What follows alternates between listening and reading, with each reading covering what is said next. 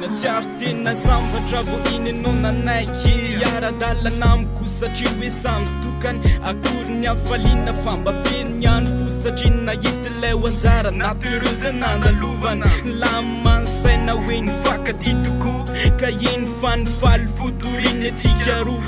niezaka abitsika dia mba niezaka abifaly fa hoendrino renjanako anady mandramaty ahoana ny alalako an'izay fiainanao taloha fa nihoavy ny any fantatro dia ianao zay aso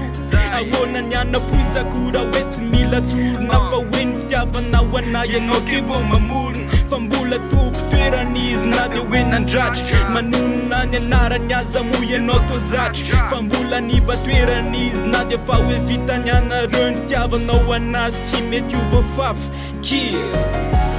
fa nefanao efazifatsy ny tempo ay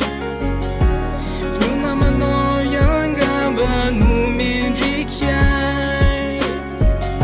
fa tsy ano mitsinya fa dia mirary soanao nitsodrana maratra fa ny fitiavako ilodina ny fotoana sady fitako mendalana fa niezaka nyty anay ianao satria motsika roa tafaradalana niezaka nytsika ianao rehefa hoe eo anilako nampiseho hoe tsy nijaly ianao rehefa eo anilako nefa hita taratra ianao mbola tsy masaraka ny zava-pitanareo taloha tany tsisy ny anarako fa mbola tianao izy saika nadinonao azy afatsy hoe tena izy tsy ho vitako ny vitany tsy ho fonako ny toerany ntsikinao ny ndramiko ny fonao efa lasany fa potika ny foko hatramin'nypisiko ivohitsaka aikinao nanaza fa ny fonao tona mitaka tena mbola tia nefa kosa mba misaina hoe aiko ny mandevitra tena zay no ilaina fa tsofoko ny rano fa za nandalony serany tsy anaraka alahelo akifandana raha iverinany fa nefanao efazifatsy ny tempo ay